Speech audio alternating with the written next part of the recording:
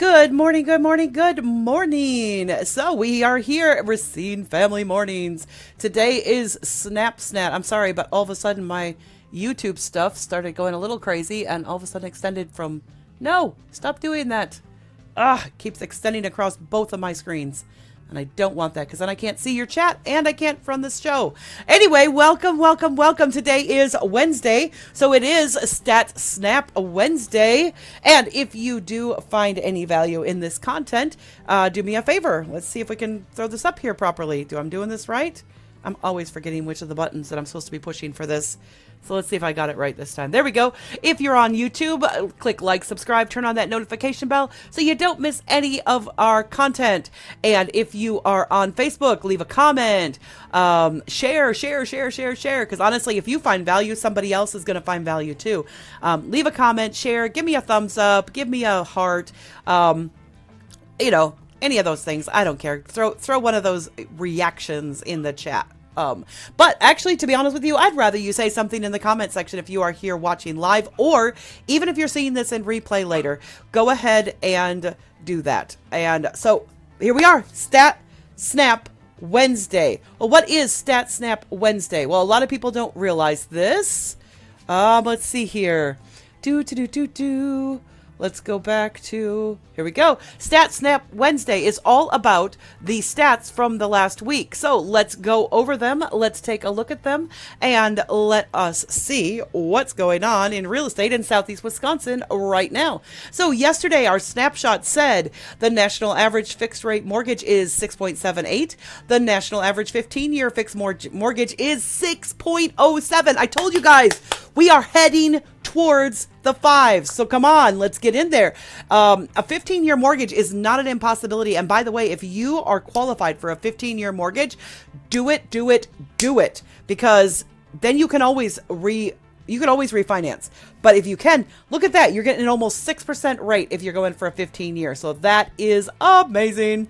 Now, I did run the numbers for the beginning of the year. So here's the thing. The median home price for 2025 so far in Southeast Wisconsin is $327,648. That's the pricing from January through February, because you can only do it from month to month. So I ran the numbers the other day. I told you I would last week. I ran the numbers and the average home price has come down from January. January was like 330 something. Now it's like 327. So 327,000. Now that is the average home. That's not the cheapest. That's not the most expensive.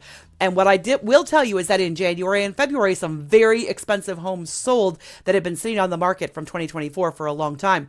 And that kind of bumped that up. So I actually think that if you're looking for an average home in our market, I think you'd be really good at about 300. Really good if you can afford 300. But with a 700 credit score and you have 40% debt to income ratio, okay, those are the key factors. Let's close this down because I don't need to see this stuff and I get really irritated when it pins it there and I have to see it. All right, I guess I can't. If you wanted to buy this home with an FHA mortgage at 320, the average home at 327,648, it would only be $11,467.68. That would be your down payment, $11,000. Now, you would also have your buyer agent premium on top of that, which is going to range somewhere between $9,000 to $15,000, somewhere in that range. So keep that in mind. But your principal and interest could be as low as $1,900. Principal and interest only, not taxes and insurance. But taxes and insurance run in this area less than $500 usually per month. So you are well under $2,400 a month, which is not terrible. Because if you're bringing home, you need your debt to income to be 40%, but they usually pull that in from your debt to income. So you probably need to be making about, to get an average home, you probably need to be making about $100,000 in our market. I don't want to speak too much on that. I'm not a mortgage lender. I'm just a realtor. If you wanted to buy this home with 20% down, your down payment would be $65,529.60. Now remember that a lot of you should be thinking about going conventional using the equity in your home. Pulling that equity as your down payment on this house, because the average house is not a first-time home buyer. Let me make that really clear. An average home price is not what we think a first-time home buyer should be buying. We think an average price point house means you are stepping up to another house. So that 327,000 is actually for people who are buying their second or third home. That's where you should be at if you're buying your second or third home, not necessarily your first home. Your first home should be somewhere probably between 2 and 250 right now in the market. That's an entry level. That's a good entry level home, is 2 to 250. You can find them for 150 if you can't get them for 150 to 200, but anything below 150, you're looking at super distressed, and you may not qualify unless you're buying cash. So the house may not qualify, not you. The house may not qualify. So keep that in mind. 2 to 250 is that range if you're a first-time home buyer, but that 327 is for those of you who are moving up. And if you have not refinanced your home other than to lower your interest rate in the last 5 years, you've got that $65,000 in your home in equity. No doubts about it, 100%. That equity is going to be there because home prices have gone up enough in the last 5 years. So that means if you bought a house 5 years ago, have not pulled any cash out of it, you are eligible to upgrade to something at $327,000. 9 times out of 10. The only people that aren't are people who maybe have had a job loss or they've had to take a reduction at work on their pay. But otherwise, no, you're eligible.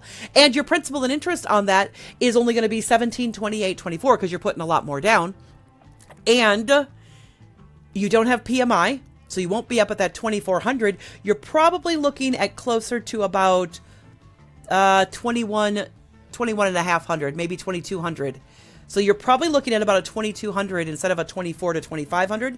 You're looking at 21 to 2,200 as your all-in payment for that move-up house. So if you are already paying that or are comfortable making a $2,100 payment a month, you could be moving up to a $327,000 house. Easy peasy, lemon squeezy. Let's do it, guys.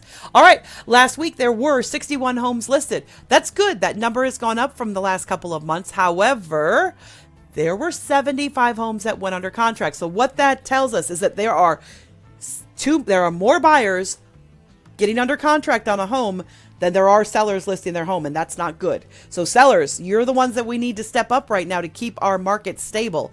Is we need you to be stepping up. We need you to be moving up to that next house because even if that next house, a lot of times people don't realize that they can move up to a better house because of the equity in their home, and they take the equity in their home and they put it on the new one, and some people have the same payment that they have right now.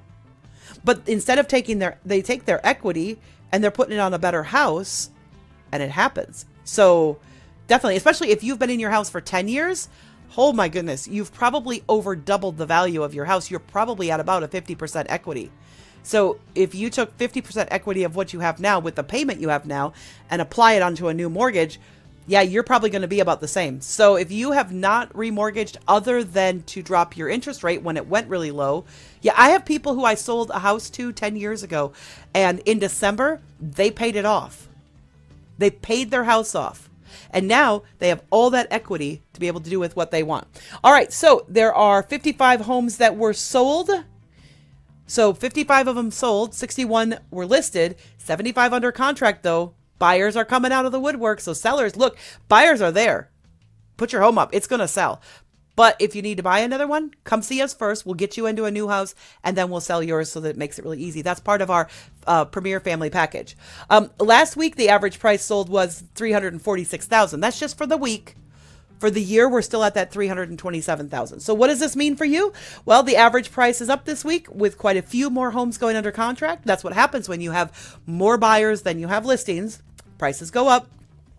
The number of properties listed and being sold stays about the same as it does. And the interest rates going down a little bit make it a great time to step into property market for both buyers and sellers. Honestly, we are coming into a really great spring season, but sellers have got to stop being afraid of not being able to find a house. To be honest, that's the biggest problem right now is you sellers, you people who own homes, you got to know you will be able to buy a house. You just got to put it out there. Sit down and talk with us. Schedule a meeting. We'll be happy to do that. Hope this helps you. If you want to know more specifically for your neighborhood how the markets are running, then all you need to do is just text. All right, hold on. Let me see if I can get to it because I'm pretty bad at this. Text Stats Snap to 262-676-2383.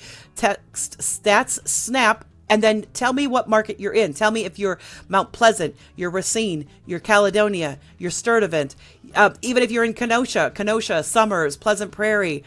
Let me know. Text Stat Snap with your municipality and that number 262-676-2383. And what I can do is I will communicate with you through text, get a bit more details so that I can really hone in and give you a really good analysis.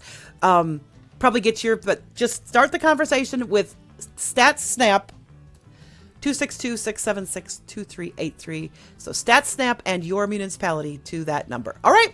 That is it for today, guys. I know we started right on time, which is awesome. And here we are ending right on time as well, right before 9 o'clock. So hopefully this has helped you to stay in line with what's going on in the market. Overall this year, we are having a great spring market. I would not have said that last year. And I did not know for sure that was going to happen this year. I will tell you, when you do have fiscally conservative people win in an election, you do have a tendency to have more. And what I will tell you is that what's happening is investors have more confidence in the market, which is why our interest rates are starting to come down. Because people are saying, oh, the stock market's dropping, because people are pulling money from the stock market and they are investing it into real estate. So you should be doing the same. If you have a 401k, grab it, let's stick it in. And let's get that working for you in a much better way. Stick it into your real estate. Stick it into that next purchase. Stick in the equity that you have right now into a better home that's going to be more suited. You know your house is too small. You've got 3 kids now instead of 2. And that is just not, like, you have a 2-bedroom house and that's just not working anymore. Or you're about to have 3 kids. Anyway, thanks for joining me. And Stat Snaps. Talk to you later. Bye for now.